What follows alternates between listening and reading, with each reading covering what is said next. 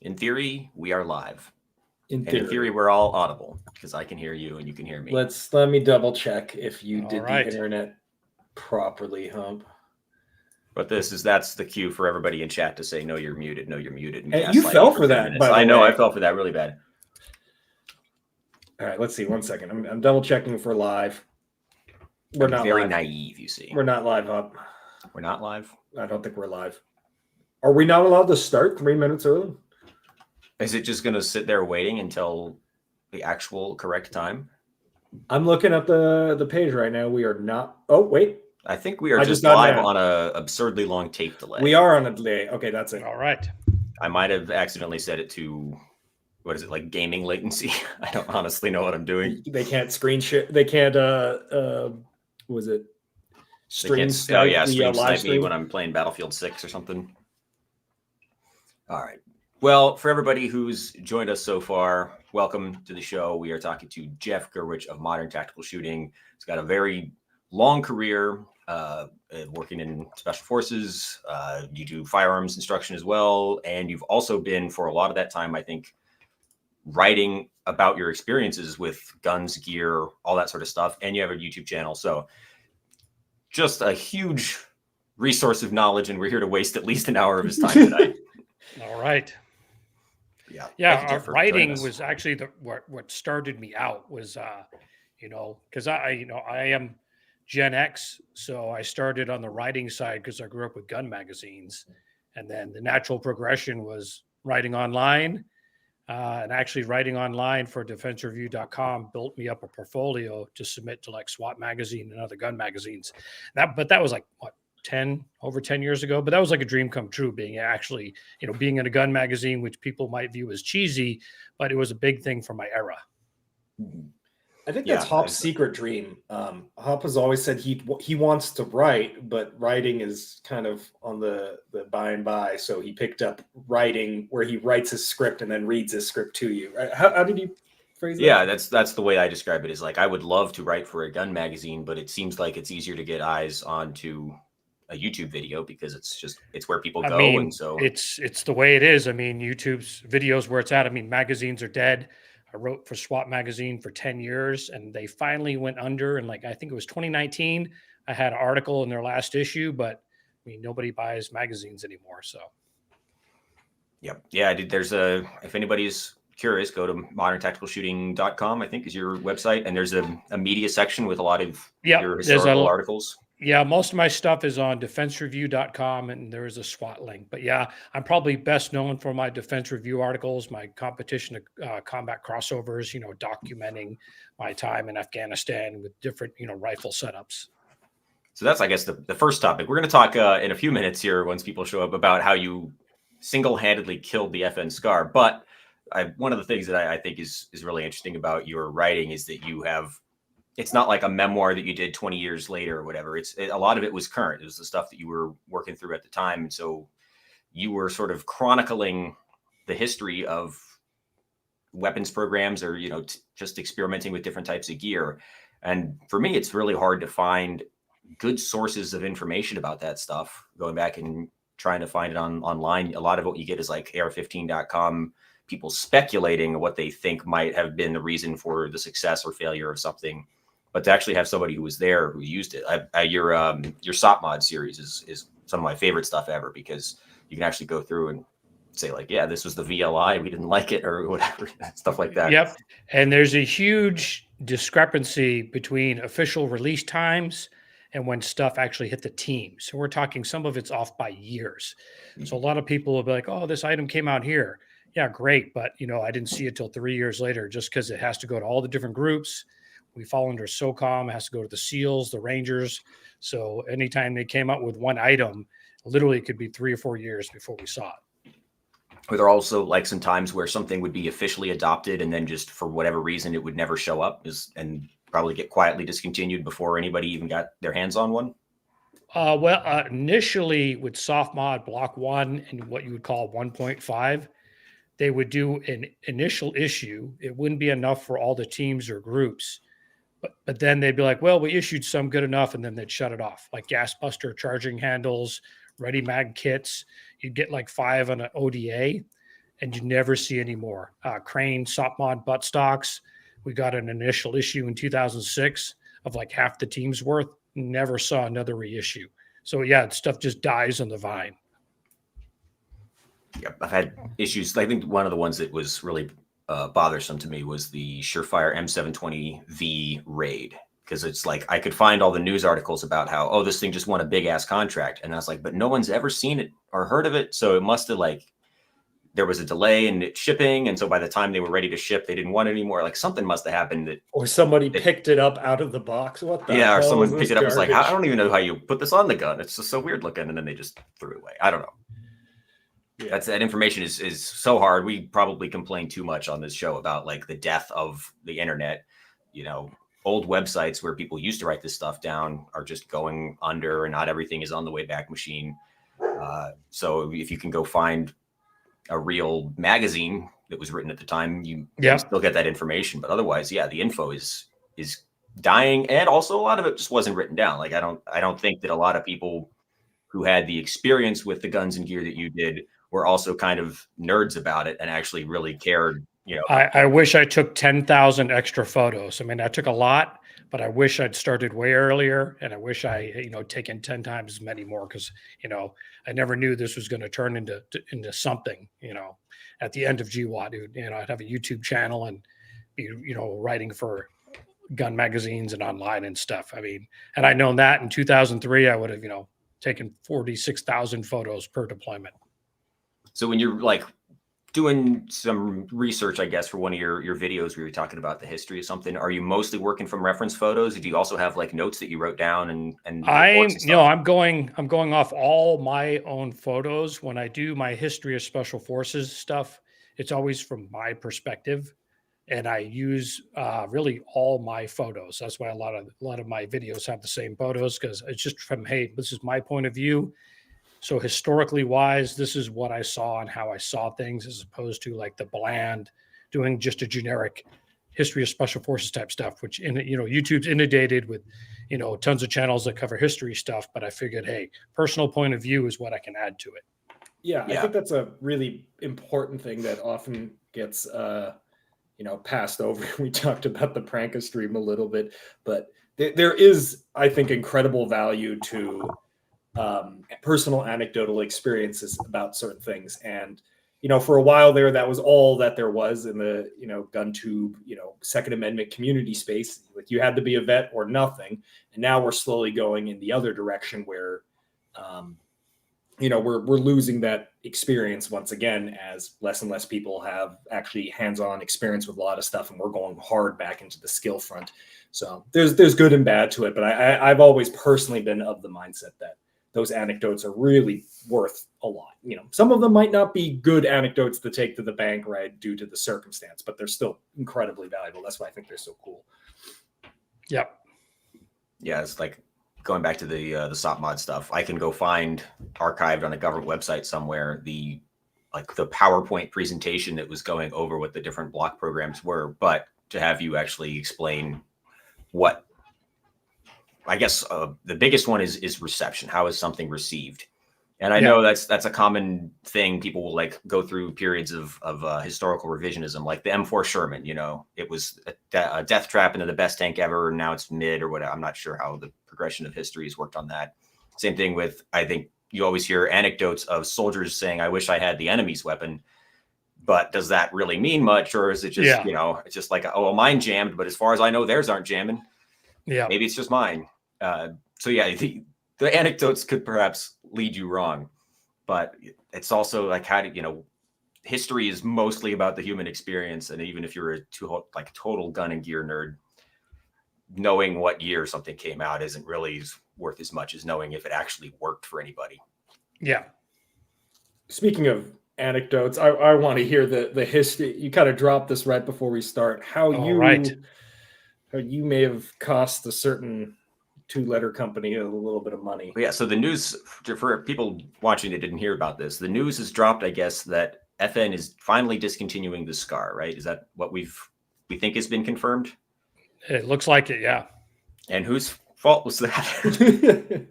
Well, one, that gun's always been insanely priced anyways. So, pricing that gun to oblivion, even 10 years ago when it first came on the civilian market, I always thought it was way overpriced. So they kind of did it to themselves.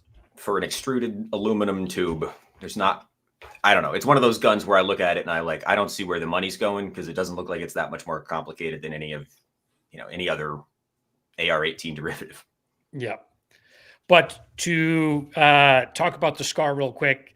So yes, I took part in the final user eval, myself and a bunch of other Green Berets. We were instructors at Fort Bragg.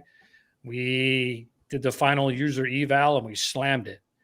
We slammed it mainly for the rounds being able to get up into the op-rod chamber, which later on FN fixed that, but the version the Army was buying didn't have that at the time.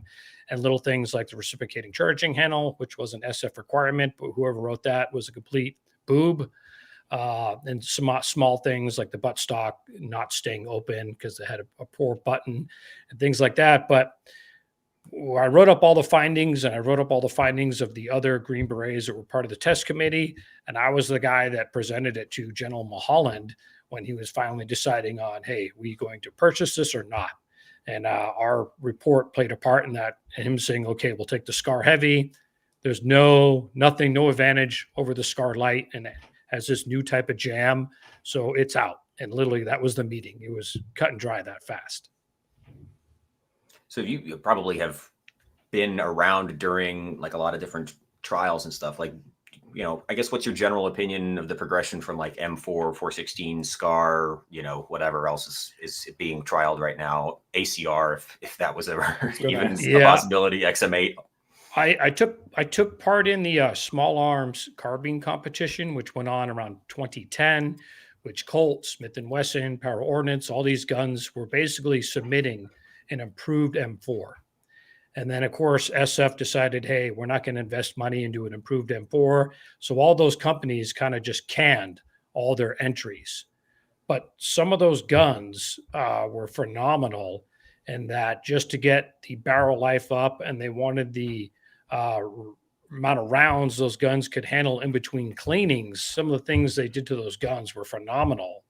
And not a lot of it has crossed over into the civilian world. Like one of the best guns I thought they had at the show, and I've emailed Smith & Wesson a million times. I used to have an awesome relationship with Smith & Wesson, but their entry would have made a phenomenal commercial rifle. And they basically shit canned the whole thing, except for the flash hider, which comes on the VTAC carbine and maybe a few other models now. But they had completely redone all the coatings on the rifle. It was, and it was an M4, but all different coatings, different barrel. They did some small tweaking inside the gun, which I won't talk about. But it just got shelved and never saw the light of day. So there's probably a lot of information generated during one of those like processes. And it seems like from the civilian or historical perspective, a lot of that information is sort of never known. I don't know if it's published in a long document somewhere that somebody has to do a FOIA request for or something. But you seem like one of the few sources for that, because you were actually there and you were paying attention to it at the time, and there's no official record. I'm sure someone will write a book someday, but it's hard to find this info. Yeah. And it's whether or not all these different gun companies, because there was a dozen taking part, if they want to give up their secrets from back then. But honestly, I nagged Smith & Wesson. I'm like, you guys ought to just sell this rifle. And it just fell on deaf ears. I think the super Chaz actually kind of ties into my question, and you kind of touched on it with the Smith & Wesson entry. But were any of those, at least from the 5.56 perspective, like guns that you were really like, damn, like I'm a little bummed this one didn't make it, or parts you liked about it, or like if you had to pick a not just like an improved M4, but like one of these short stroke piston monolithic folding stock. Well, actually, there was that one gun, and it was I forget what it's called now, but it was that ZM weapons rifle. Oh, the LR Thumbs done a lot of videos. Yeah. So Para Ordnance had bought that, made it their own, and they had introduced that into the trials. I thought that was a super cool design. The problem is Para Ordnance has horrible quality control, and they were never going to pull that rifle off. That was I guess when was that? So I probably, and a lot of people watching probably know that gun because it was in Stalker, which came out in Yeah, but 2007. that was way back in 2010 when Power Ordnance owned the rights, and before that, it was probably, I don't know when ZM Weapons was pushing it. Early 2000s. Yeah, I know there's a civilian version of that sold by Para Ordnance that is vanishingly rare, but I mean, so is the ZM version, but that'd be something to track down. That'd be a cool thing. Yeah. All right, Brock, I think you had something that I kind of cut you off. Oh no, that was kind of my question. Which one of those are the favorite for our Korean friend watching at home? What's your thoughts on the ACR? Just putting that out there. My thoughts on the ACR? Yeah, because that was. I think it's I'd love to play with one. Yeah. The one thing you'd say about the Scar, it did usher in, kind of a whole new era of gun designs. If the Scar wasn't created, we wouldn't have the Bren, and guns like that. And they've all gone to that kind of formula. So at least you can give the Scar credit for that style of gun. Same thing with like your ACR type guns. I've seen a lot of love recently for the Bren too. Just people being really stoked on it. And then there was that awesome Forgotten Weapons video where he got to go visit the GIGN HQ and take a look at some of their like custom, like actual duty guns that somebody put together. And I guess that they had that Bren 3 coming out based on Ukraine's feedback. And actually, if anybody from Bren's watching, they offered to loan me a Bren 2 like 2 months ago, but it's kind of died on the vine. So yes, I'll take a Bren 2 if CZ wants to send me one to try out. Yeah, I think somebody get on that. Yeah. That's one of the takeaways that I thought was cool from that video is seeing two, like current setups that were, I guess, put together by operators and how different they were because of Special Forces a lot more leeway to set up a gun. So that's one thing that I guess is interesting, that you have a huge amount of options. You can go out in the market and buy stuff, or you guys can order small batches of stuff. So you have the similar problem that a lot of civilians have, which is like the market's massive. How do I know what I want? How do I figure out what's good? Yeah. So, the Crane soft mod program is, well, it's not soft mod anymore, but all the guns and gear still come through Crane for SOCOM.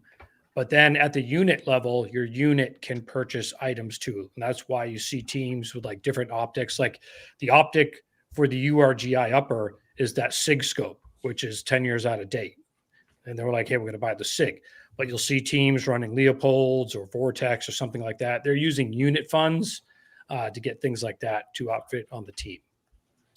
Yeah, it's an interesting dynamic we're seeing in Ukraine as well, where at the bottom of the totem pole, you have the territorial defense forces, which are entirely, funded. So they don't have anything. Anything you're buying in those units are going to be personal funds. And then as you move up the vine, you have famous units that are using essentially YouTube and TikTok to fund a lot of the extra acquisition. And then at the highest level, you have kind of like you mentioned with the SOF and SF, where there's unit funds, there's personal funds, and then there's probably a little slush fund too somewhere in there or something. Yeah, but Ukraine is showing you get it done with like a primary arms red dot on your AK and a clone correct. That's clone correct now, right? Ukraine. Yeah. I know. I'd want a thermal though. I'd want a thermal probably in my rifle, but $200 red dot, some solid ammo and mags, and you can get it done. So Estonia that's fielding the Holosun, maybe it's the 515, something like that. The high 515 isn't even a cheap. That's their most pricey one, right? The 515 is like $550 or something. Yeah, right? 530s are pretty expensive. The 530s decent price, I guess, but they probably have the high end titanium version with all the bells and whistles. Yeah, I think I was thinking of that one, the 5N GM or whatever it's called. Yeah, $540. I wouldn't pay that, but it's not bad. I got the borrow one, so I tried it out, and it was very, very boring. All red dots are kind of boring when you get to that price point. So did you say, like, in a unit of guys that all have the leeway to set up a gun in any way that they'd like, and probably could go out and purchase the stuff that they want, would you say that everybody is going like full custom, or are there some guys who are just like, I'll take the standard, I don't really want to get into it? Well, officially, you're not. By Army regulation, you're still not supposed to go out and put your own stuff on a gun. Okay.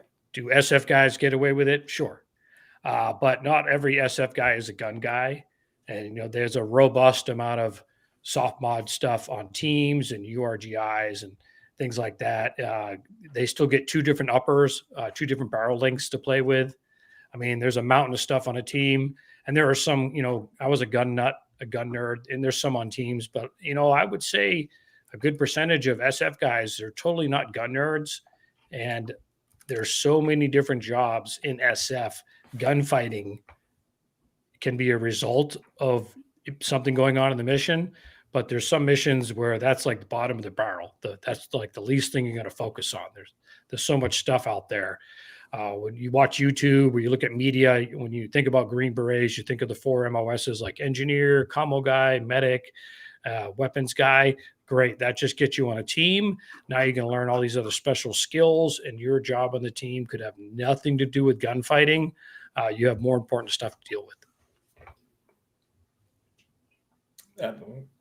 Yeah, that's were you kind of like, did people kind of appreciate you as the gun guy? It's like, yo, Jeff, is this thing good? Is this thing good? I don't know. As an 18, when I was an 18 Bravo, I'm sure they did, because I'd always be playing with the guns and making sure they're good.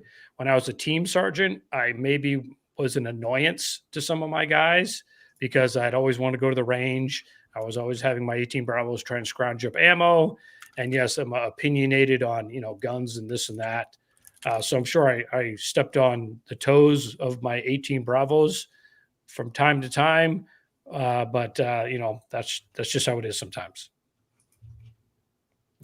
I'd love to be a fly on the wall on some of those conversations. It's like, hey, red dots on handguns. Shut up, Jeff. Come on, let's go play Xbox. Hop, unless you had anything else in that vein, I had a couple questions about more Jeff's like transition from military to the YouTube side of the thing, because he has a very interesting perspective, I think, coming from the other direction of being a gun guy going to the YouTube space. Mm-hmm. Yeah, let's get into it. Yeah. So I guess on that note, I mean, when you came over, was there anything that like really kind of caught your eye? We usually hear it the other way around, where it's like, oh my God, civilians, they got access to all this cool stuff. But was there anything that you've kind of noticed that you really don't have access here gear wise that you really miss, outside of, F-16 dropping bombs and stuff? Or well, no, because we keep flip-flopping every like 5 to 10 years, whether the military is taking the lead in guns and gear or the civilian side. And there's been flip-flops throughout all of GWAT.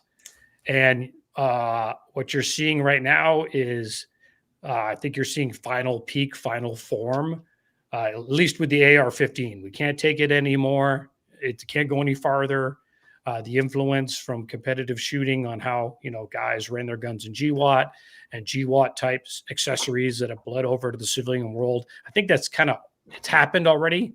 And I don't know what the next phase is going to look like, but I think we peaked as far as like AR-15, like gun belts, inner outer belts versus war belts, angled magazine pouches, things like that. There's been so much crisscross. I guess we've kind of leveled out. Okay. Can you actually speak to the time where the military led, just like kind of from your perspective? Well, the piggyback red dot came from the military side. So that came with putting the red dot on the ACOG for early GWAT. And then, of course, the offset, 45-degree offset mount, that came from the civilian world, from 3-gun. And things like your inner outer belt, which all SF guys are rocking, that's from the competitive shooting world. And if you go back even farther, it's actually from the police world, from the 70s and 80s. But everybody's rocking like your Ronin belts. That's an inner outer belt. That used to be strictly a USPSA belt for limited and open. You couldn't even wear that style in production, 20, 30 years ago. Guys just didn't do it. In the last 5 years, angled magazine pouches, they become the norm. If you look at team guys' belts, they'll have their pistol mags that are 45. Where'd that come from? Competitive shooting. So in some aspects, at least on the competitive shooting side, they're actually a little bit behind. So if you go shoot carry optics, you're not allowed to roll with angled magazine pouches. They have to be vertical still. Well, tactical guys are running angled magazine pouches because it's more ergonomic. So there is so in some aspects, the transition to the military maybe has lapsed some, at least in the competitive shooting world, some of the rules. Interesting. Yeah.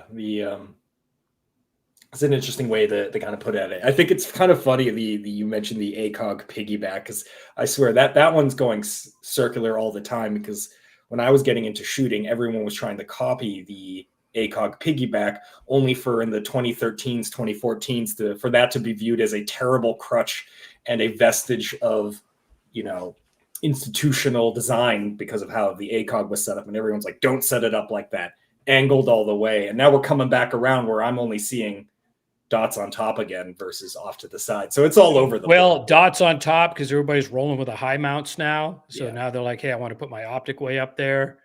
It's all personal preference. But yeah, but I remember when LaRue came down to Fort Bragg, and this is circa 2006, 2007, when they were first trying to figure out how to put dot mounts on top, integrated with their scope rings to put on top. So it's a progression, but I think we're kind of in a flat period right now for innovation wise. I mean, we're really gonna have to deviate from the AR, and of course the AR, because the shootability is so high with that rifle because of the inline recoil system with the buffer tube. It's a hard gun to beat. Yeah, I mean, actually, that's a great transition point. I think everyone's been asked this question. I think you've touched on it a little bit, but the next step seems to be, well, maybe not anymore, but go back maybe 6 months. The next step really does seem to be the 6.8 hybrid casing, and then as a large, the NGSW. Do you want to dabble in that one a little bit? I'm totally anti-NGSW. Okay. Totally, 100%. I'm not a combat master, but I've been in enough firefights to know that going into combat with 140 rounds on you with a 13-pound gun is the stupidest thing ever. And if you look at data points from like Vietnam with the M14 and all this other stuff, it didn't work then. And I don't see it working well in the future as a main battle rifle. It's just silly. Because again, the Army thinks every soldier is a one-shot, one-kill soldier, and it's going to be like that in a firefight. But you need to fire and maneuver. And there wasn't a lot of, I would say, classic firing maneuvering going on, at least in Afghanistan, because of the distances we were fighting at. You look at Ukraine, and they're going through 3 mags just to go 30 meters down a trench because they have to lay down suppressive fire to be able to move.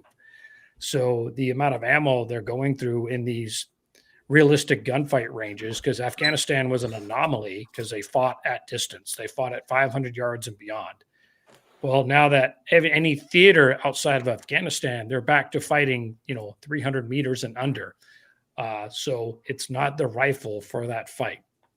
Yeah, there's a lot of concerning reports. I think there's that one article where the guy was talking about like the whole unit was black on ammo in 15 minutes. That captain, you ever hear from that captain again? Probably will not. No, he's at. I bet you he's manning some tower in Alaska right now, and they stuck him in a hole somewhere. Yeah, but that was a brave thing to do, because I've heard, I hear things from the civilian perspective of people that work with the program, and it's like everyone is telling them this shit sucks. But then for some reason, the articles keep coming out with these like, hey, that's not what I said in context. It's bracketed with certain keywords removing. So I respect that the man was willing to do something that could very well. Yeah, unfortunately, he's manning a radar station in Alaska somewhere. So he's paying for it, I bet. Sounds peaceful. Yeah. But I mean, and I've said this before, you put enough money into a bullet, you can make a bullet do anything you want. So if you want a super armor piercing round, you can make an improved, M995? You can make an improved black tip with our modern case technology. And you can have a 5.56 round that can probably penetrate level 4 if they just wanted to invest in it. And then you don't have insane recoil, and you're back to 30 round mags. That was one thing that I think everyone that I appreciate out of the 6.8 program is that the casing idea seems relatively hard to execute, the whole hybrid casing, manufacturing that at scale.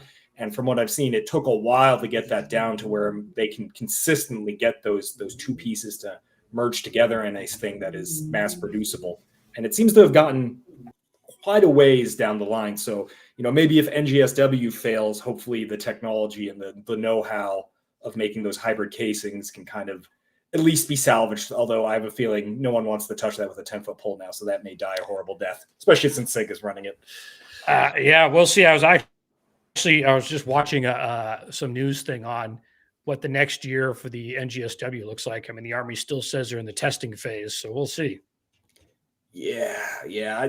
Maybe to close it out, my funniest anecdote of the NGSW is me and Hop were in the hill, like sort of we have an island in the middle of the Utah salt flats that goes up a fair bit, right?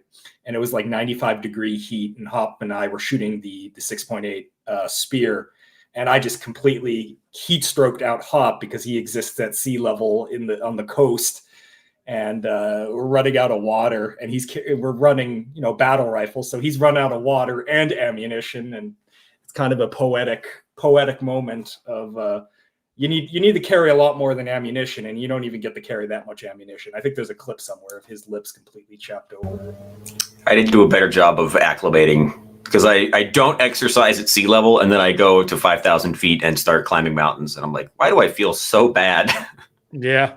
I was in Yosemite, 2 months ago, and that was, I'm horribly out of shape. Check your mic real quick. I peaked a lot. Or maybe that's just on my end, but yeah. Can you talk a little bit? I think this, I'm going to struggle to put this in words. But maybe you can pick up on this. Can you maybe talk to your kind of, your transition kind of into the civilian side of things, and how that's been with YouTube, because I'm like, for example, I've noticed, you put out a video and sometimes it's recepted well, but then every once in a while, you'll say something and people are like, whoa, Yeah. Can you talk to that a little bit? Yeah. Well, I mean, I am very opinionated because of my experience, and being a combat vet is not end all be all. So it doesn't make me the master of like gun and firearms knowledge. But for me, I've seen what works for me, and I've seen what works as a good, I guess, a baseline or an average. So when people come out of left field, we're like, hey, what about this? What about that? And I'm like, hey, there's just some things, I guess, some subjects where there's hills I'm prepared to die on. Like going into a firefight. Do you want 140 rounds of 6.8, or do you want to carry 300 rounds of 5.56? Well, I know it takes suppressive fire to fire maneuver in a gunfight. I'm going to take the 300 rounds of 5.56. I can carry 10 mags all day long. Things like little things like that. So every once in a while, people push back at me, but everybody's allowed their opinion also. So I'm not a stone wall when it comes to things. And if you can convince me that, hey, Jeff, you're a little out of date on this, let's look towards that, I'm all for trying it out. As far as like going from military to civilian, like a transition, there really wasn't one, because and I'm a has-been now, and actually I haven't shot a match in forever. But during my time in SF, I was hitting competitive shooting super, super hard. So I had my finger on the pulse of what was going on the civilian side, because, the fastest rifles on the planet are guys who shoot matches. So they're tuning their rifles, they have the accessories. So to keep pace with that, I had to keep up. So retiring is not like some shock, like, oh my God, I also have a duty grade M4. Look what everybody else is running. I've been running race rifles, during my entire time in SF. So I guess I have a question about. Sorry. There's somebody's vacuuming upstairs. And Why is it so loud? Horrific. Oh, am I? Did I increase in volume? Is he loud? Is it just me, or he's a little loud now? I feel like I'm the same loudness, but okay, whatever. Go with it. No one's complaining except me, so I'll suck. Well, yeah. So it does kind of seem like one of the biggest real innovations in like the fighting rifle space has just been better optics, like LPVOs versus red dots or irons or anything like that. And I think you've pretty much fully embraced the LPVO plus offset red dot? It's kind of one of your Yep. preferred sighting I systems. think dual optics is the standard. It's the way you're going to go. If you look at special operations, I would say 85% of those guys are running dual optics. The only thing that's going to change now is sooner or later we'll have the technology. The dual optics will include, a scope that can go from thermal to normal. We'll see that, as opposed to just having a dedicated thermal scope. We'll see one that can truly do both and not be some huge brick on the rifle. I think that's what we'll see like the next 10 years. Was there a point at which like you used the first LPVO that you thought was like truly worth, using over something like an ACOG or an LCAN? Because like I know LPVOs that didn't go all the way down to 1X used to be kind of the norm, and getting a real true 1X was not even guaranteed. Well, when I jumped on the LPVO wagon, it was when the Vortex 1-6 first came out, which, was totally crushing it. That set the standard. And, my last deployment was 2015, and that's when I ran an LPVO, and I played with both the Vortex Razor 1-6 and the VCOG. And that was it at the time. 1-8s weren't a thing yet. And I went with the VCOG just because it appeared to me to be closer to a truer 1-power at the time. Now, somebody might put it on a machine and be like, well, no, the LCAN, or not the Vortex is actually truer 1-power. But for my eyes, it appeared to me to be a truer 1-power. But turns out I didn't run my VCOG on 1-power at all the entire tour. I ran on 6-power. And I had the offset red dot for everything under that, because all my engagements were over 200 yards during my last tour. Now, I had some teammates. I have one teammate. He turned a head into a canoe at 10 yards, but that never, I didn't have any threats approach me like that. That's kind of what I was going to get at. For you, you kind of answered the question, but it might be worth talking about a little bit more. So a lot of times when I use LPVOs, I use the 1 and the max magnification, and the red dot to me is more of an ancillary night vision thing. But it sounds like you kind of like to set your magnification to, what makes sense for the distance, and then the red dot handles up close. That sounds about. Yeah, but I mean, again, Afghanistan is really, it's a niche environment, and the way they fought with a max distance. Yeah. If you dropped me into Ukraine, like right now, said, "Here, Jeff, here's your old rifle. Good luck." I wouldn't be running it on 6, because if you look at their engagements, they're fighting point blank out to 200 or 300 yards. I've talked to some Ukrainians that said they actually have some long distance, like 600-meter shots from field to field. But you're going to set up your rifle for how, not just the terrain, but how the enemy fights. So if the enemy likes to fight up close, then you're fighting up close. If the enemy likes to fight at distance, well, it's a distance fight. Your intentions don't really set the fight. How the enemy operates sets the fight. And that's probably one of the biggest things I get arguments about. People like, oh, I'm going to set up your rifle based on the mission. That's meaningless. You should set it up on how the enemy fights. Typical one being, we're direct action. We're going to do CQB. Well, that's all well and good. But if the enemy doesn't like closing the distance with you, and they're always going to stay 200 or 300 meters back from 2 or 3 different buildings away and just, pop shot at you, well, your gun set up with a red dot isn't going to do you much good. You would have been better off with some sort of magnification. Yeah, I think you talked about that, and then just kind of more for the audience. I wouldn't say you jokingly, but you kind of referred to your Mark 18 a lot of times as like a PDW style weapon, where it exists for, different than how we often imagine these rifles. It's almost your backup in a lot of ways, right? And it's changed now. So in the context where we're talking about, that was Afghanistan again. Yeah. I'm dating myself just talking about Afghanistan, but they fought at distance. So great. 5.56 past 500 yards. Yeah, you can hit. You're doing some damage, but you have so many other better weapon systems to kill at range, at least on a special forces team. But now let's talk about the modern battlefield. You have all these great sniper rifles and all this great stuff. It takes a lot of training to do well with a sniper rifle, to kill at 600, 1,000 yards. How much training does it take to put a bomb on a drone and just drone it now with an FPV? So, the 20 years in Call of Duty playing. Yeah, the fights change now. So I think got plenty of practice. Unless you're, until you're at that point where you're closing with the enemy, in a lot of instances that rifle still is a PDW. seeing all these other systems out there. We're at the next phase of war. So I think calling it a PDW still holds true in a lot of aspects. In terms of a literal sense of where it is. Yeah, because there's other assets you're going to use to kill.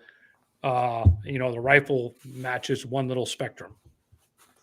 So do you think there's some value in the optic component of NGSW? Is the M157 like getting the overlay information and the constantly blasting out LRF? IR, yeah. Is that really that's going to set up on a fighting rifle? I think that's ludicrous. Yeah.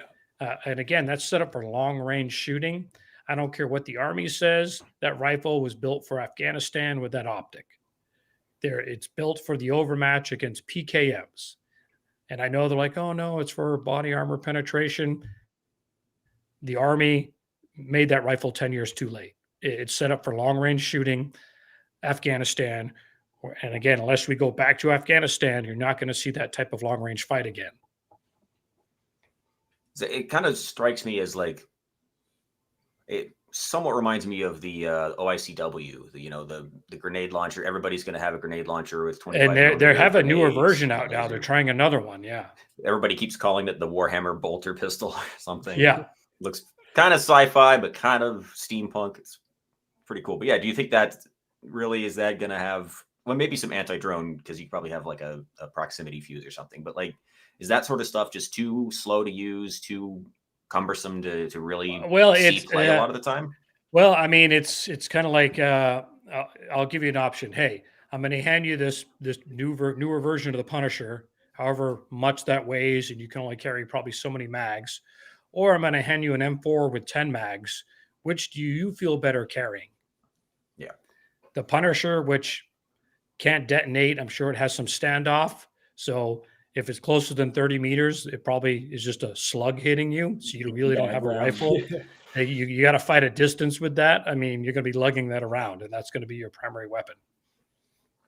I think anecdotally, I don't know how true this was, but I was talking to a Marine friend, and they were basically like, whoever carries the I think M32, the Milcor grenade launcher, was basically the one drawing the short straw, because no one wanted to touch that thing with a 12-foot pole. It's just too heavy, and capability's cool, but no, screw that. Is that also the sort of thing where you would need like slightly elevated clearance for somebody to like let you touch one of those off in a firefight? Everybody else just gets to shoot immediately, and you got to be like, hey, can I grenade this thing? Yeah, I don't know. It's one of those things. It'll be interesting to see, but I wouldn't want to be saddled with it. And hey, here's your primary weapon. You get to lug this around all day long. Yeah, hopefully you have a buddy nearby if someone shows up at bad breath range. Good times. What are we at? We're about 50 minutes in. Did you have anything you wanted to talk about specifically? I'm sure we can keep this going for a little longer. I don't want to keep you here forever, but we were aiming for about an hour and a half. So no, really, I'm open to anything. If you want to hit some viewer questions or anything like that. Oh, before we get into that, best LPV of all times, the Elcan, right? I see you got the Elcan. It's peak technology for 2010, maybe a little earlier.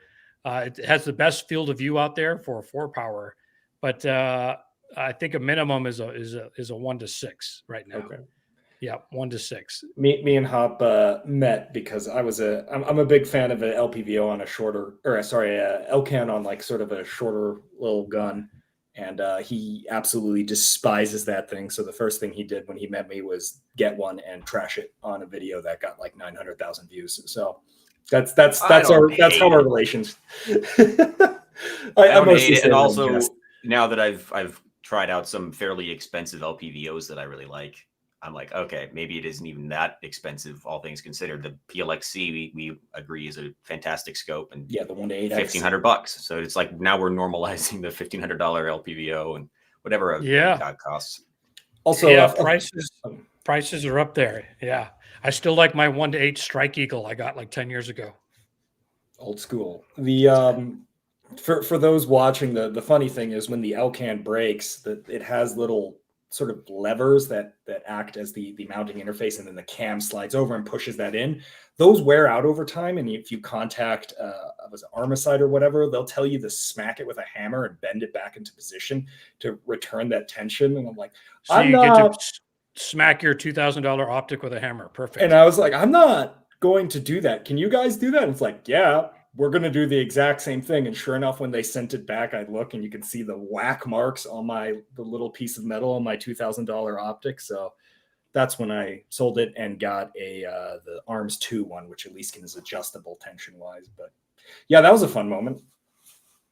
I guess that is something I kind of want to ask about. Like there was a lot of, we talk about the cyclical nature of the stuff people like. So how like ACOG with piggyback dot was the hotness for a while in the civilian space because of copying the military space, and then everybody adopted LPVOs, and now there's a whole lot of people who are just sort of rejecting the LPVO and saying no, actually ACOG was best all the time. We're back to ACOG. Well, do you think that's mostly nostalgia, or is there value? I'm on a personal mission to make the red dot on top with the offset prism.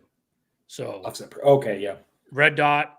I have a rifle with a red dot on top and a 3-power prism at the 45 that I use in 2-gun, and I love it. People make fun of me. I didn't come up with it. Another competitive shooter I saw had one, and I'm going to get a 5-power sometime. And if I was back on active duty, I'd give it a whirl, because your LPVOs are still big, long, and heavy. But if you have a red dot on top and your 5-power prism is 4 inches long, have that at a 45. It's a lighter weight setup. It's faster than a flip to side magnifier. I've never been a fan of magnifiers. I think it's the way to go, but apparently not a lot of people think like me, because every time I talk about it, I get weird looks, but I do well in matches when I do run it. So there's that. The high school S logo company, what were they called again? They're doing one for an ACOG. Spec Precision? Something. I forgot the name. They have an element for an ACOG. Yeah, I've talked to them on Instagram, but yeah.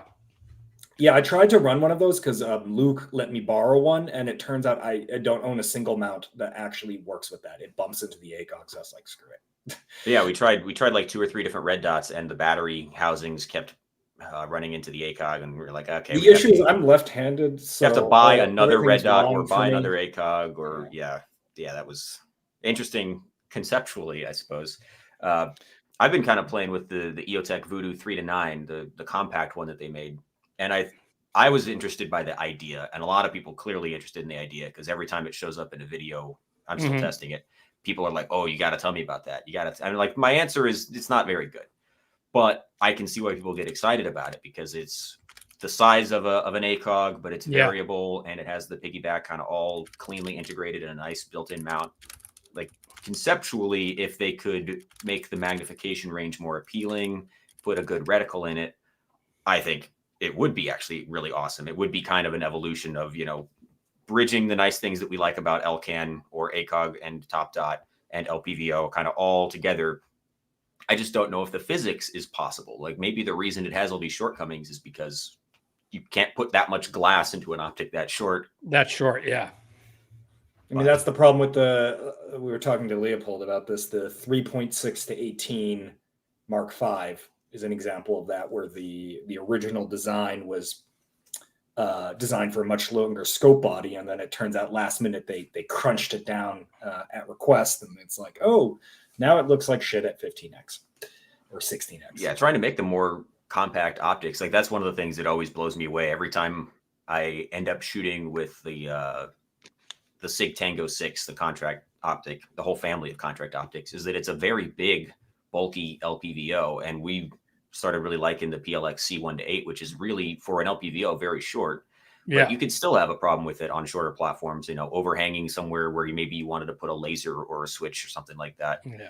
And there's room to, conceptually room to improve upon the LPVO.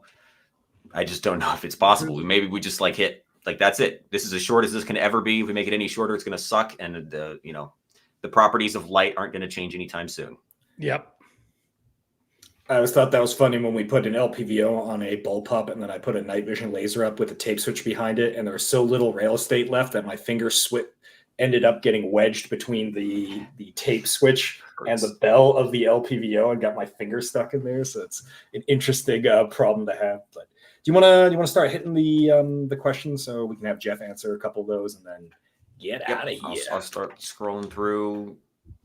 All right, lay it on me. For you though is what do you think about bullpups? What do I think about bullpups? I don't see any on the wall. No, I own it. I got a Tavor. Okay, It's super cool.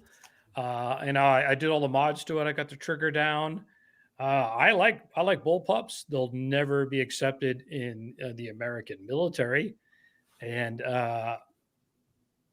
the problem with bullpups is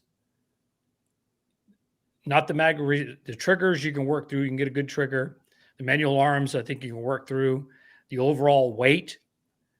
People are like, oh, the weight's well balanced because it's in the rear. I guarantee you, if you had to carry like the Tavor for 5 days straight, that thing would get old fast because it's an 8-pound gun, and then you put optics on it, it just gets heavier and heavier. Voluminous is it is. The problem with bullpups is the recoil pulse, the shootability, I call it, of them is pretty harsh. No matter what I do, I can't get it to settle like an AR, even with a comp on there and everything else. The shootability factor of being able to, settle it, get fast splits, the design's just not in it because most of them are overgassed for reliability, as they say. So I think that's one of the biggest hurdles. A lot of them also based on short stroke piston systems, which even on a really well-tuned short stroke piston, I always feel like I can tell I'm getting slapped around a little bit just because of the short distance of the op rod and the violence of the action is like, yeah, I'm getting with the comp, with the brake, suppressor, well-tuned system, whatever, you still get pushed. We got a super chat from Dan O'Squirrels. His Papa Jeff story time is the best. Can't argue with that. My story time. I've only done 2 videos on past missions, if that's what he's talking about. Maybe I'll do some more. One did really well, and then nobody cared about the second one I did, so it was kind of funny.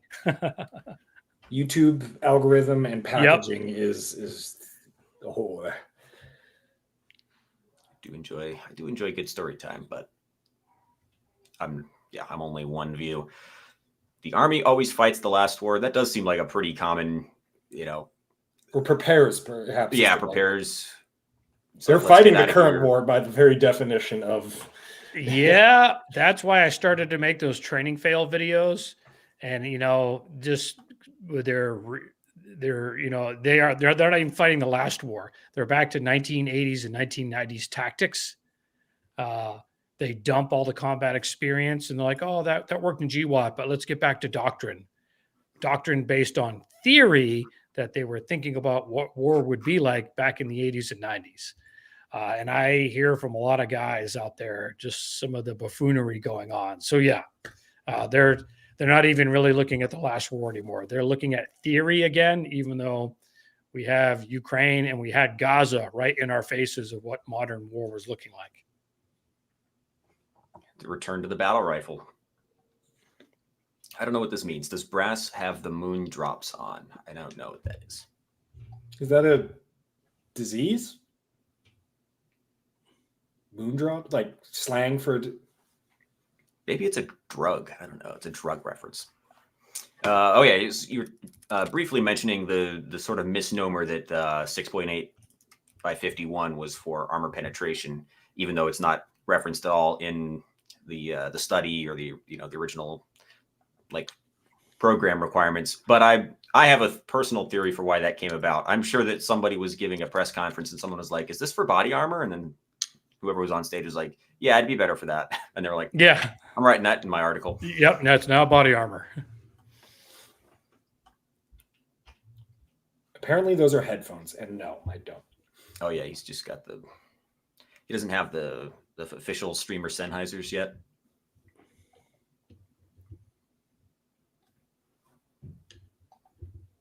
I don't know. You guys seen any comments that are enticing you? You have the software. We just have the chat. This is your job. Well, I have to scroll through. Oh, Three eyes is better than one. Yeah, tough scrolling. Maximus 98351. What are Jeff's thoughts on the new FN65 rifle? I don't know anything about it. Honestly, I don't. But I'll say this in general. Once you go to 6.5 and below, I like those rounds over the 6.8 just because, again, it's less recoil and you can get back to maybe having more rounds in the magazine. So like I have a 6.5 Grendel. I don't know if it's close at all. To me, that's a great bullet. It's a 600-meter bullet and things like that. So the closer we get closer we get to 6mm, I think the better. We've been doing a lot of 6.5 and 6 arc. 6 mil seems that people really want to. Yeah. Oh, right. That's what you meant. Yeah, we've been shooting a lot of 6 arc. Yeah, that's an interesting caliber. Have you messed with that at all? 6 arc? No, I haven't. I'm pretty limited. I pretty much am shooting 99% 5.56 in my life, just because that's all the guns I own. And I'm not really interested too much in exploring other bullets. Maybe I'm lazy, or I'm trapped in 5.56 because of my career. But to me, it's what I can afford, and it does the job good enough. Absolutely. If I my takeaway, I think, is like, is 6 arc better? Oh, for sure, it's better. Is it worth it? Nah, skip it. Well, one thing you don't hear, and I hate to, I don't want to always end up being like the guy talking about war. Do you hear any complaints coming out of Ukraine of ineffective calibers? They're rocking 5.45, 7.62 by 39, and 5.56. Do you hear those bullets not performing? No. They're working all just fine. So there's not like some sort of ballistic deficit with the current rounds that are available to most militaries. Yeah, 6 arc is really cool from an ability to hit at range, but then from a civilian perspective, you got to consider the logistics, and the logistics are it's kind of a bitch at $150 a round. Yeah, and one thing I always encourage people, because you see the questions all the time. I'm sure anytime you do a rifle or an optic review, I'm sure you get solicited for, hey, what are your thoughts on this optic and that optic? As a civilian, like a VCOG, or I don't know, the latest Vortex 1-10, whatever, it could be the best thing ever on the planet. But as a civilian, if your local range, you can only shoot out to say 100 yards, you're not going to get your money's worth out of that scope anyways. So if you're going 6 arc or some other bullet, if you can't practice past 100 yards, to me, it's like, why even own it? And the majority of shooting I do is under 100 yards. And when I do shoot matches, it's 2-gun and it's 100 yards and under. If I was shooting 3-gun, I would need an LPVO and things like that, but I'm not, because I shoot out to about 450. So you got to look at your environment here in the States. So yeah, there's tons of great stuff out there. But for what I do, a red dot can get 90% of it done. So 90% of my rifles have red dots on them. So we got a comment here from somebody saying that they emailed FN customer service and got a reply today saying that the SCAR is not discontinued and will remain in production. So is it? Yeah, might just be a lag of customer service not knowing what's going on, because I got like 3 messages of dudes saying, yeah, it's definitely discontinued. Well, that just means if you own a SCAR, the price just tripled now, so you got a good investment. It's already tripled. I can't handle another tripling. Off we go to tax swap. Jeff, what's your opinion on 5.7 being adopted as a NATO cartridge? Is that something you ever had to mess with? Was it the armor piercing version? The little P on the PD, was it the MP7s in 5.7, right? Yeah. No, MP7. No, MP7 is 4.6. Yeah. Okay, 4.6. Okay, no, SS190 was the round that got adopted. I've rocked an MP7 before with the armor piercing ammo. Super fun gun, but that's a 4.6. I haven't really played with 5.7. So it's very, very similar. Yeah, that's the FN version, isn't it? The FN P90 runs a 5.7. Yeah, 5.7, and then the handgun that is just 5.7. 5.7 handgun. They couldn't come up with a new name for it. Yeah. No, I mean, I like the concept. It's a 200-meter bullet. I think the P90 is a horrible little gun, but you zip somebody up with half a mag of that, they'll be done. Yeah, we had a P90 at the rental range, and my infatuation with that gun ended about the second I picked one up. I'm like, wow, this sucks. It looks super cool on Stargate, and beyond that, it's horrible. Yeah, I like the part where they cut a whole tree in half with a P90. That really can happen. Oh yeah, that was a little bit oversold. We were talking in the Discord earlier today about the other gun, the gun that what was her name? Samantha? Is that the lady? Anyway, she switched to an AR derivative gun because they were unable to afford 5.7 blanks at some point during the show. And so they made her that custom. It's a K23B, so it's a 6.5 barreled AR, 6.5 inch barreled AR. Just to switch to. It looks so freaking cool. Real Effinito says the only relatively durable LPVO is the VCOG. That's one of the few LPVOs we've managed to kill. No, I mean, Vortex makes some great optics. And honestly, I'm behind the power curve in LPVO technology just because I'm not shooting them. I don't have a reason to. So I'm going off of dated information. But, Vortex is pretty stout.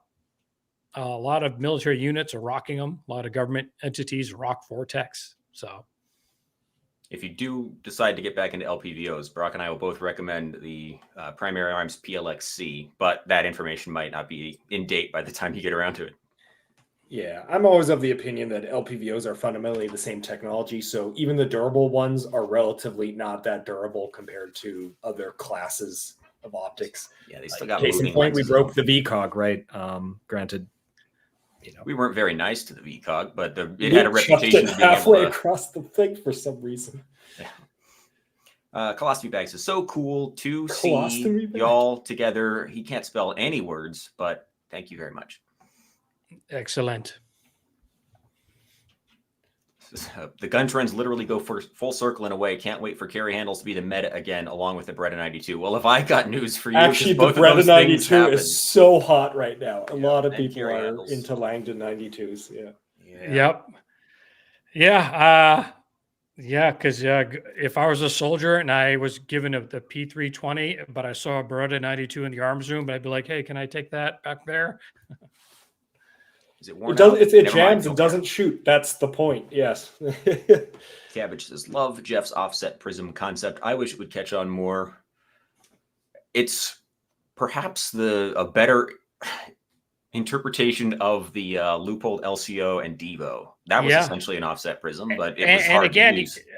I can't take credit for it. A buddy of mine who shoots two gun also, he had the setup, but you got to look at your percentage of shots. So if 90% of the shots you take are under 100 yards, why would I want to have a LPVO on top and an offset red dot when I'm using offset red dot 90% of the time? I want a red dot on top. But for the times when I do need a little bit of magnification and it's faster than your flip to the side magnifier because you don't have to take your hand off the rifle, to me, it just makes sense. So I've got a 3 power and I'm going to get a 5 power next. I'm going to put that on a gun. I think conceptually it makes a lot of sense because like you said, even you're always using the 1X 95% of the time.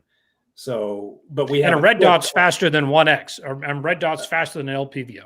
Yeah, but for some reason, all of our dots are in Egypt up here, while the ACOG is down here. Even though the ACOG is not really the primary optic, I'll have to try to see if I can get. I'm telling you, once you try it, that will be the way, and you guys will be the ones that will blow it up. And then you can be like, "Oh yeah, we heard it from Jeff." When you guys make it famous, and everybody refers to you guys running the offset prism. We'll put an offset LPVO in a really simple way. Yeah, that would look atrocious. One on each side. I'm going extremely old school with the Redfield Counter-Strike because it has a built-in laser. Red dots used to be weird, man. Hey, that's new school now with the new new XM157 has the laser aiming module built into the scope itself, I believe. So does the Wilcox Boss. What is old is new. Zeppelin Airship. Ask Jeff about his preferred different AR barrel length setups for both personal protection, military use, and competition. I know you've got a video, I think, where you talk about, it's probably your Mark 18 video where you talk about moving between MP5 and Mark 18, but do you really put much stock in barrel length when it comes to setting up a rifle? I do. And, times have changed. So if I answered the question generically, I'd say 14.5, it can get it done. You can hit out to 500 with it all day long. It's not too long and goofy, so it's very maneuverable. But we're in the age of the suppressor now. And I think if I had to pick one barrel length now, because I'd want it suppressed, it'd be like a 12-inch.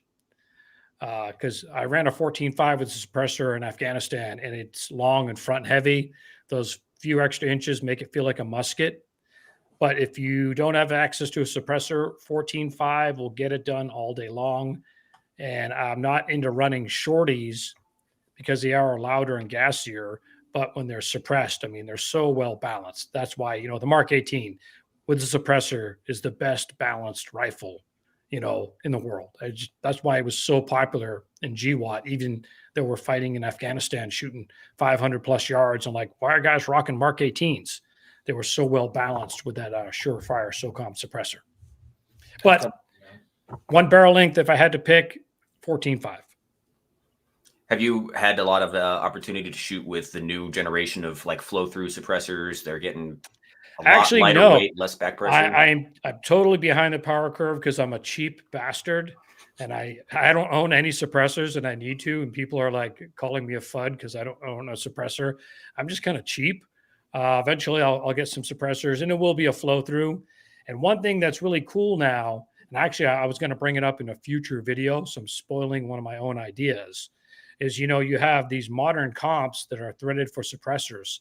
So really you can own one gun now that has a comp on there. You can go out and you can rock some 3-gun and then screw on a suppressor. And now you have a tactical rifle. You truly have a 2-in-1 because comps are, loud and gassy.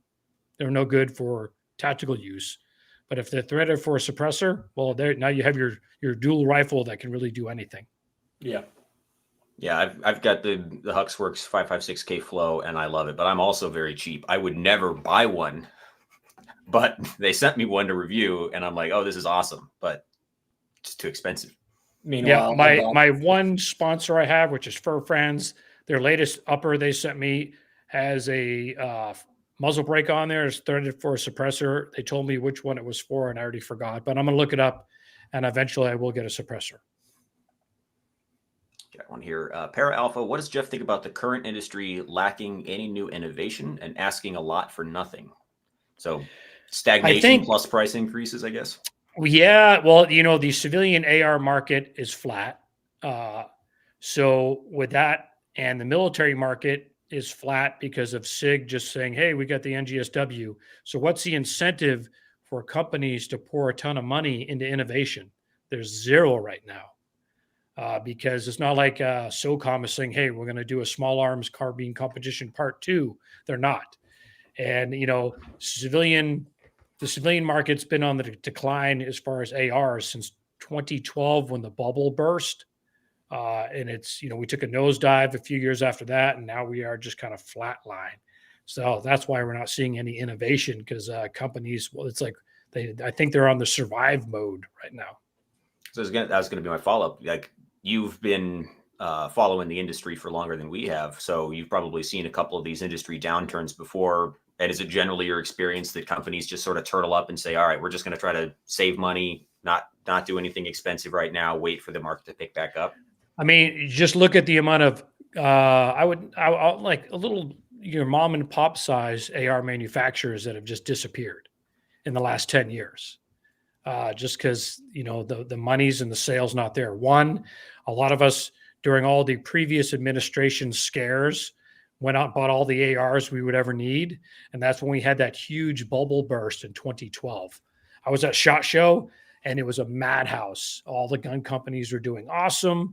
And then it was like 2 years later, once they found out all these bans aren't going to happen and this and that, I mean, the bubble burst. And now, with Trump in office, now we've flatlined. There's no danger of a scare or anything like that. And on the military side, they seem content with the M7 until, that flushes itself down the toilet. Yeah, it's like, I think when there's really serious scares going on, people are doing stuff like buying 10 packs of stripped lowers. And I mean, you don't see that happening right now at all. No one's that worried about it.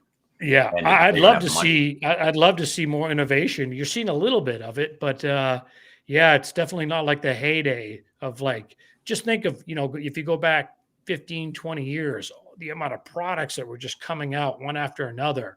You had the whole piston wars. piston AR war. That went on That for was like fun. 10 years. And that just drove technology on both ends, all this other crazy stuff going on. The LPVO wars, Ford Techs with that 1-6 started really the LPVO that marched to where we are now. And that was around 2010. But now, yeah, everything's just kind of flat. $10 from Nick. Jeff, does the 5.56 SPR still have a place in the modern world? Second question, is an 11.5 the ideal AR-15 setup? I think you kind of got the second half of that, but yeah, the SPR, what do you think about the concept? Well, I think it's an awesome, if we go back to the Mark 12, which SF got rid of it in 2010 because they're a bunch of buffoons. Great platform.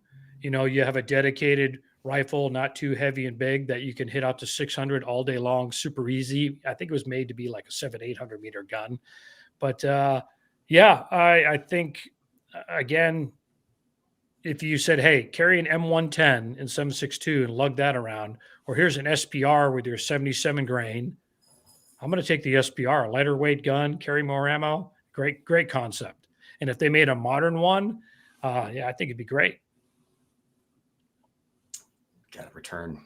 I think a lot of ways the modern SPR is probably just the URGI, right? Like the gun is very sufficiently accurate, and everyone's running Mark 262 Black Hills, and that the capability of the standard carbine and I'm bad at this. The standard carbine and the precision carbine have probably come together so much that there's probably not, like you said earlier, not enough market pressure to really do that in a way. A lot of what makes an SPR nowadays, it feels like, is just the optics package more so than the guts, maybe. Yeah. But that old was it all the PRI accessories that came on the original are super cool. So those are so cool. I want a Ammunition Works tube setup. He teased that a while ago. It's funny. Nothing. PRI's been making that exact same stuff for 25 years. Yeah. I only have one picture of me rocking an SPR. I wish I took 1,000 more photos, but it was like from 2005 Iraq. I rocked one for a little bit. A lot of guys did. But I was amazed in 2010, they were sitting in the arms room and 18 Bravos were like, yeah, that's just some rifle. We don't mess with it anymore. I'm like, what? I think it's cool. Oh. Yeah. And they retired it. Windowlick says, on the subject of NGSW armor pen, I believe the genesis was from one of the confirmation hearings for one of Trump 1.0's generals. I vividly remember a senator grilling them about how poor 5.56 was. That sounds definitely possible. I think that had been brought up before, maybe not with like 6.8 SPC, but I think that was something that had been brought up before. Is like this specter of like, well, we heard the Chinese are about to start fielding a lot of body armor. We better get something cool. Even if it wasn't explicitly stated, I think it's always on people's minds. Yeah. And again, you can make a bullet do anything you want if you put money into it, but the Army thinks bigger is better. Oh, bigger caliber, better performance. And they don't think about the second, third order effects of going with a bigger bullet, like recoil, magazine capacity, things like that. Speaking of spending a lot of money, thoughts on a NAS3 case and potential in a 6 ARC or 6 Grendel? Yeah, that sounds like a really expensive cartridge. Doing the 2-piece shell shot case plus 6 ARC. I mean, then it's going to be $4 a bullet. We're not going to be it seems unnecessary because 6 ARC's performance isn't. I mean, velocity is always important, which is what you're getting out of expanded case volume. 6 ARC doesn't seem to be the one where it matters that much unless you're going with a really short barreled platform, at least in my opinion, especially with current costs, right? That seems more of a 5.56 thing, but the cost is just out of control right now for that to be relevant for civilians. Yep. We are running out of time here. I'm try to clean stuff up. So, Jeff, you got a dip. You can at any time. So I have to catch up on chat, and I am very slow at it. I think I could take over. Here, let's see. I mean, we're near the end, right? Yeah, I think we're pretty. I've got about 10 more minutes. You got me for 10 more, and then I'll dip out. Okay, this might be our last one here. Jeff, I just got out of OSUT as NG acronyms, and have been extremely bored since I got home. How do you recommend dealing with this? You go to the range. So, one of the reasons why I started a YouTube channel is, I'm out of the game. I'm a retired guy now. I'm a has-been, but starting YouTube is an outlet for me to kind of like stay in the tactical realm a little bit, on top of, going to the range and shooting matches. So it's just an outlet for me. I call it being in the game still, even though I'm not. I'm completely out of the military. Most guys don't even know who I am anymore. I've been out almost 10 years, but it makes me feel like that. So if you're this guy's National Guard and now he's out, hey, how do you keep from being bored? Well, one, go to the range, start shooting matches. I'm a huge proponent of competitive shooting. It made me the guy I am today, and it did a lot for me while I was in SF. So yeah, things like that. That's actually a good one to end on, I think, right? Yeah.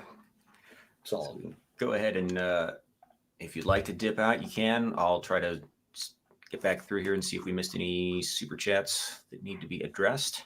Actually, I've been scrolling through it. You about got it. Okay, good deal. Well, Jeff, thank you again very much for stopping by to talk to us. You should be able to. I think it's linked. If I did the stream right, you should just be able to click on his name in the title, in the description. Go straight to his channel. Are you still also doing like a full course load teaching shooting? No, actually, I haven't taught classes in like 2 years. I have a full-time job outside of YouTube. I started YouTube to promote my training, but now I'm mainly YouTubing. So I don't know if I'll be doing classes going into 2026 yet, because honestly, I just don't have time. So yeah, I'm just I'm a YouTuber. That's what I'm hitting right now. Hell yeah, dude. I want to die. Well, awesome. Yeah, thanks very much for joining us. Everybody, if you're not already subscribed, you should definitely go check out Modern Tactical Shooting's channel. The history, the Mark 18 stuff, the SOP mod program stuff is really some of the best like GWAT retrospective content I think we're ever going to get on GunTube. So really appreciate it. Fantastic. Well, let me quickly scroll here. Super chats. Otherwise, I think all right. We will kick you out of the call. All right. Thanks for having me. Yeah, thanks for coming on. It was cool. Have a good one. I think you mostly got it. There was like one or two. Yeah, I might have missed a couple here. NSW or NAS3. Yeah. Sometimes she goes, sometimes she don't. That's the way of the road. I know Q asked about the Robinson SCAR injury, which I think is the XCR. We covered that one.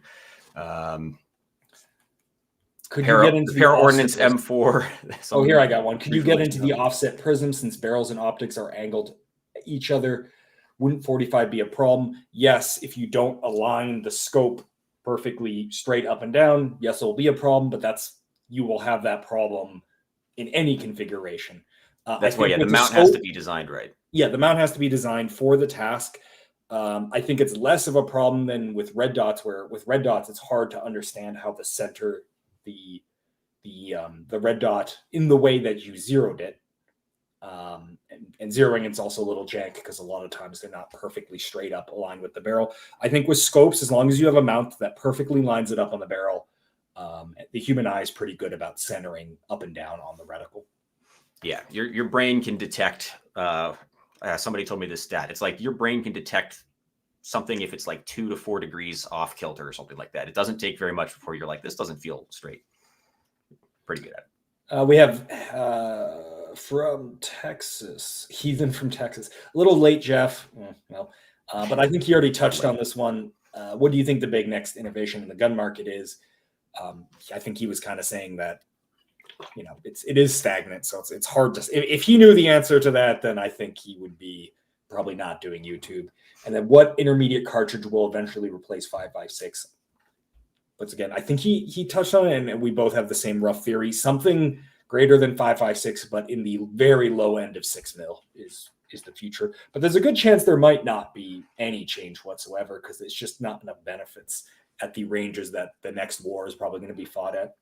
Yeah, it's his very definitive statement that like the cartridges that we have now are working totally fine. So let's not go running into a project to replace them. What is your favorite top 3 16-inch 308 rifles? The answer is the Tread 716. He doesn't like 308 so much. I love my SIG 716i Tread. It's probably discontinued. It'd be fun to can you swap can you get a gunsmith to help you swap the barrel on that and rebarrel in 6.5 Creed? Yeah, as far as I know, it can be converted to 6.5 Creed with a little bit of like high effort gunsmithing. Because I don't know how well the it whole works. gas system is not standard, so you wouldn't be able to just plug and play it, right? Yeah, it's a low profile micro gas block at the rifle length. Everything about that gun is mostly off the shelf. Oh, so you probably could get that swapped around not too hard. Yeah, the one of the cool customs is the Silencer Syndicate guys, or whatever. What are they called now? Silencer. Something happened to their channel. Silencer Syndicate got a 716 I tread, and then they hacked it up and put a rifle speed gas block on it for 308 suppressor testing. So you can do some stuff with that platform. You just have to commit to ruining it. And I don't really shoot it that much anyway. It might be worth keeping as just a fun like memory gun of the 308 battle rifle days. It's proof that everything I love gets discontinued. We're going to have a discontinued rifle with a discontinued scope and a discontinued suppressor on it. From a company that is probably soon to be discontinued. Soon to be discontinued firearms manufacturer. Yep. Amazing. All right, I think we got it. There's some banter in there about your eyebrows, and Hoppa got her eyebrows did recently. People bagging on PSI, which is acceptable. Yeah, good stuff. Cool. Let's wrap it up. We'll leave the 4 hour streams to focus. So get us out of here. Yeah, once again doing the old waiting room stream thing. I'm sure there's somewhere else to go. Oh my gosh, he's not live. What? That's not possible. It must not be a day that ends in Y. Guess not. All right. All right, everybody. Thank you for joining us. Go check out Jeff Gurwitch. Subscribe. Watch some of his videos. He's a fantastic source of knowledge and a very nice guy. So you will appreciate it. And we will see you again someday. Probably in 4 months. Yeah. Yeah, when I learn how to use the software again for the first time, just like every time.